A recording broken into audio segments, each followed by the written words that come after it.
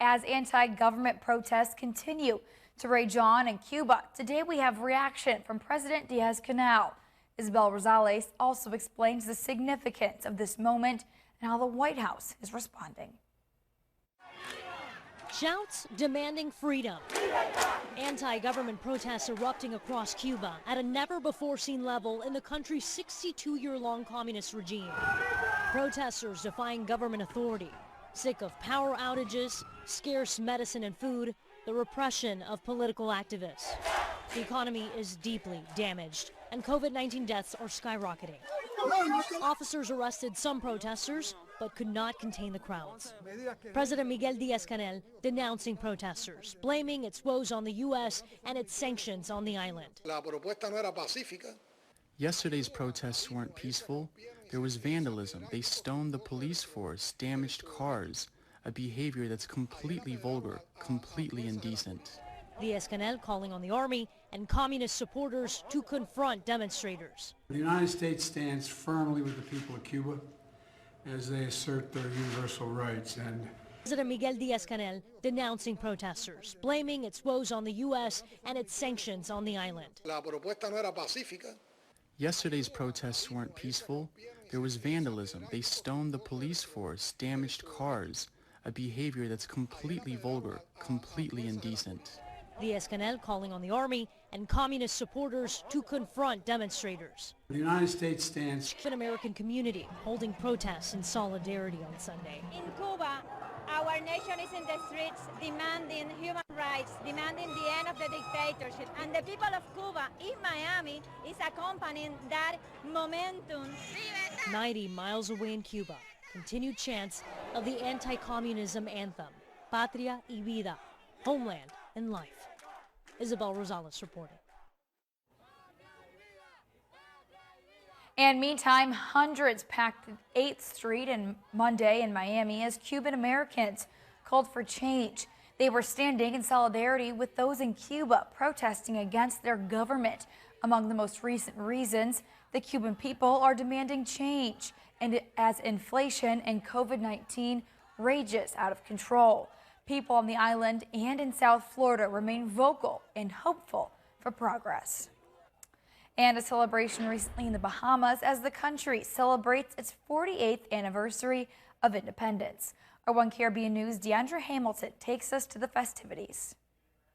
A spirited ecumenical service by the Bahamas Christian Council and an immaculately executed flag raising by officers of the Royal Bahamas Police Force were what Bahamians watched as July 9th turned to July 10th, and the 48th anniversary of independence for the Bahamas was marked. Is the substance of things hoped for, and the evidence of things not seen. However, it was the fabulous use of Bahamian media personalities which brought the wow to the unusual event, which excluded audiences and crowds, using the faces tribute to a nation on the way to half a century sovereign.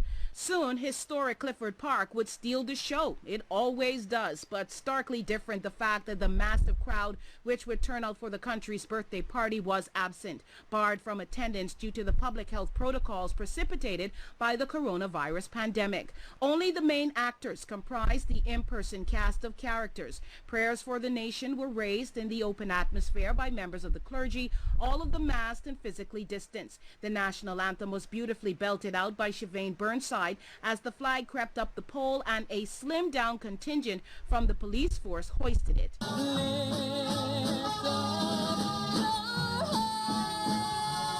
The broadcast was over social media and television and delivered messages from Pastor Mario Moxie. Dead dreams can live, so dream Bahamas.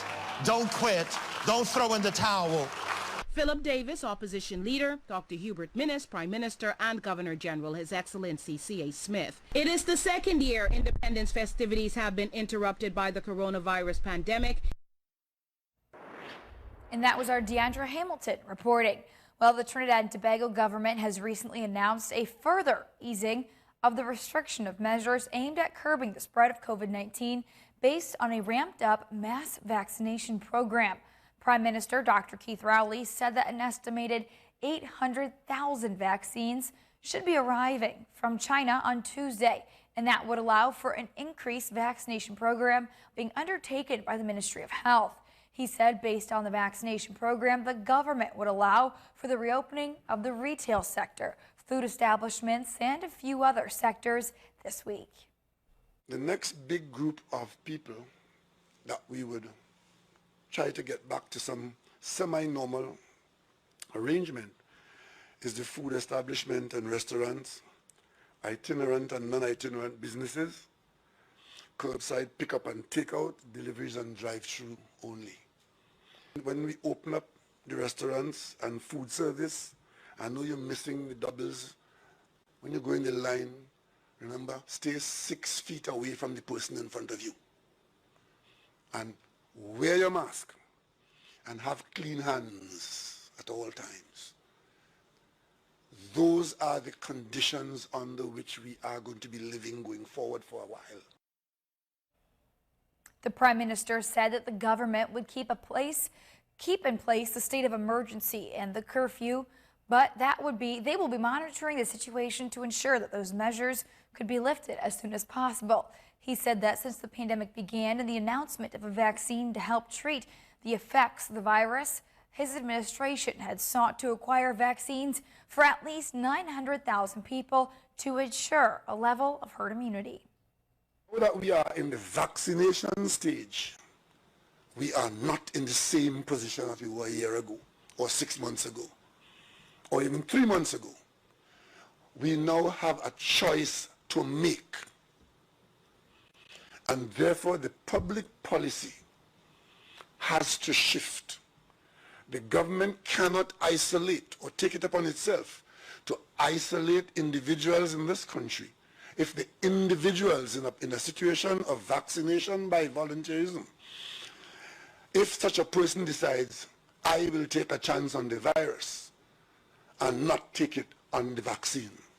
The government of Trinidad and Tobago today has done what the government set out to do, which is to provide the population with the vaccines that are required. And the population is now required to use those vaccines to protect itself on an individual basis. And Trinidad and Tobago has recorded 930 deaths, 34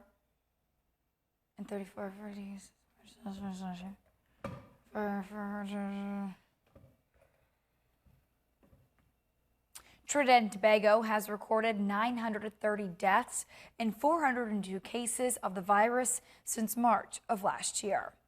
And in the British Virgin Islands, due to a recent spike in COVID-19 cases, specifically on Tortola, in an effort to protect visitors and residents of the BVI, BVI officials have decided to delay the reopening of seaports to foreign private pleasure boats until the territory gets the virus under control. An official reopening date of the seaports has yet to be announced. And on the U.S. mainland, many parents are wondering if their kids will have to show proof of a COVID-19 vaccine to attend school in the fall. And for many states, that answer is no. At least 7 states have enacted legislation that specifically forbids public schools from requiring vaccinations. Most states have introduced general legislation that limits requiring people to demonstrate COVID vaccination statuses. In many instances, if those laws pass, they will likely apply to schools as well. The different approaches taken by states is leaving many parents with questions. For example, in most cases where COVID vaccines cannot be required, vaccines for diseases like measles and polio are still mandated. The Center for Disease Control is not taking a solid stance on vaccine requirements in schools. The agency only urges schools to promote getting vaccinated.